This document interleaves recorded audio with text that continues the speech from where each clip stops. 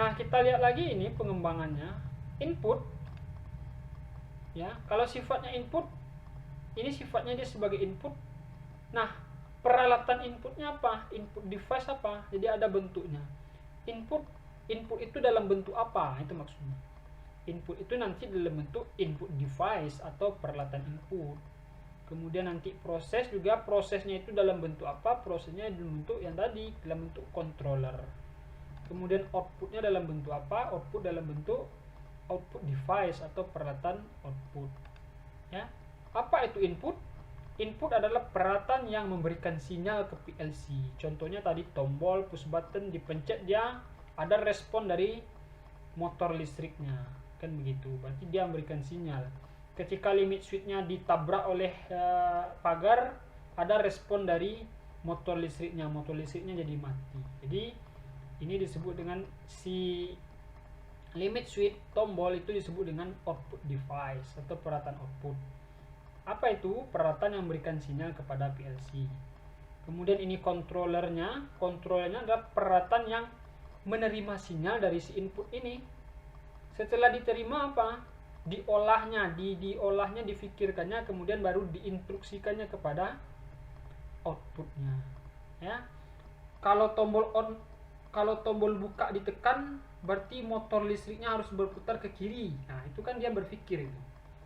Kalau limit switch-nya yang kena, berarti dia harus mati, jangan dia hidup terus. Berarti kan ada proses berpikir di sana. Jadi ada proses pengolahan data di sana. Kemudian baru diperintahkannya lah si motor itu berputar ke kiri atau ke kanan atau berhenti. Nah, jadi itu peran daripada controller. Di controller ini terjadi pemrosesan data. Jadi diproses data, difikirkannya di sini, kemudian disimpan data di controller ini. Kemudian output, apa perannya si output? Peralatan output adalah peralatan yang dikendalikan atau diperintah oleh PLC. Apa contoh tadi? Adalah motor listriknya tadi. Jadi diperintahnya oleh controller. Oke. Nah, ini saya dijabarkan.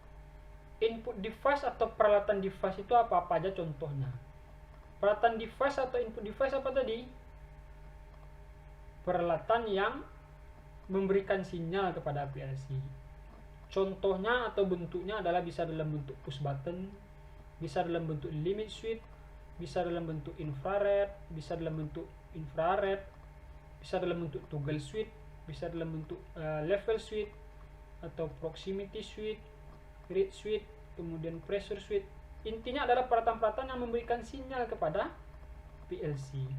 Infrared, kalau infrared ketika orang melewati dia, maka dia akan mengirim sinyal ke controllernya.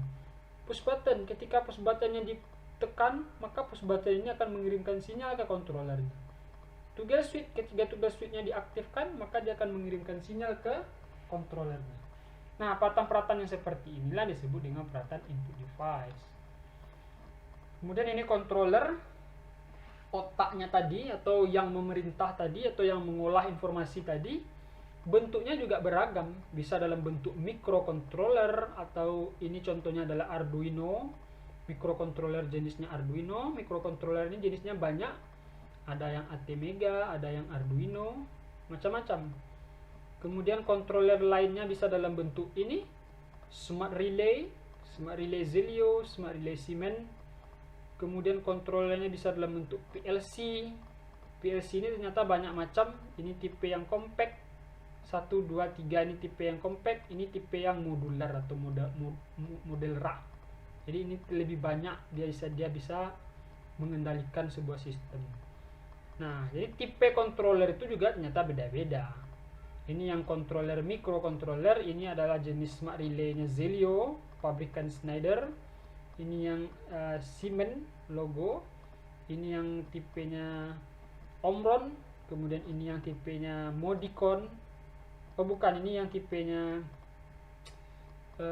Twido, ini juga masih pabrikan Schneider. Kemudian ini Omron lagi, kemudian ini Modicon juga Schneider. Jadi berbagai macam ternyata controller. Kemudian kita lihat lagi contoh-contoh daripada peralatan output. Peralatan output apa tadi?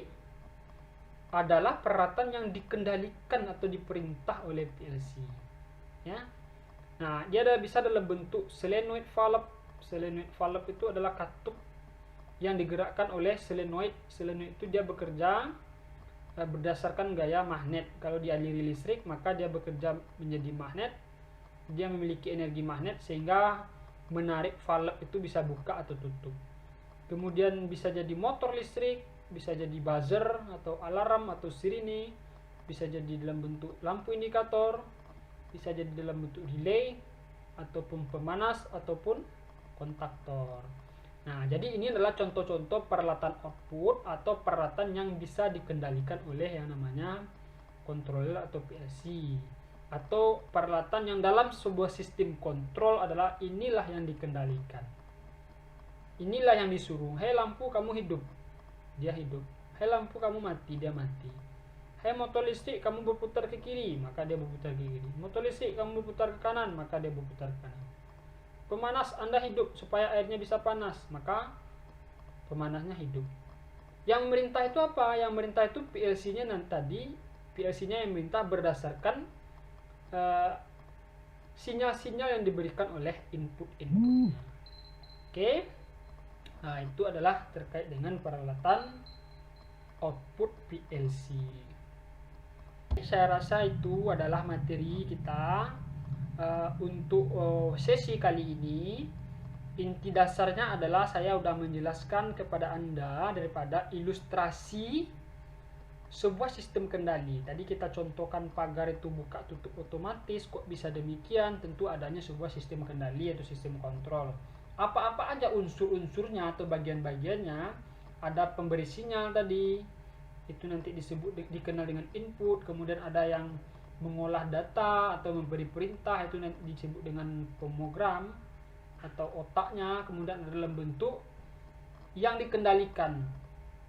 Yang dikendalikan itu tadi nanti contohnya adalah ini, peralatan output device. Apa-apa aja peralatannya, kemudian apa fungsinya, perannya juga sudah saya jelaskan. Nah, itu adalah sebuah contoh sederhana dari sistem kendali. Banyak lagi dan banyak lagi contoh-contoh yang lain. Tetap konsepnya adalah dia ada input, proses, output. Sebagaimana contoh mungkin tangki air otomatis, sebagaimana contohnya mungkin adalah lampu lalu lintas. Tentu juga akan ada adalah inputnya. Ketika dia diaktifkan itu ada tombol yang dipencet. Kemudian pemprosesnya atau otaknya, tentu ada kontrolernya. Kemudian yang dikendalikan dalam bentuk lampunya nanti. Oke, itu simpulan daripada materi kita hari ini.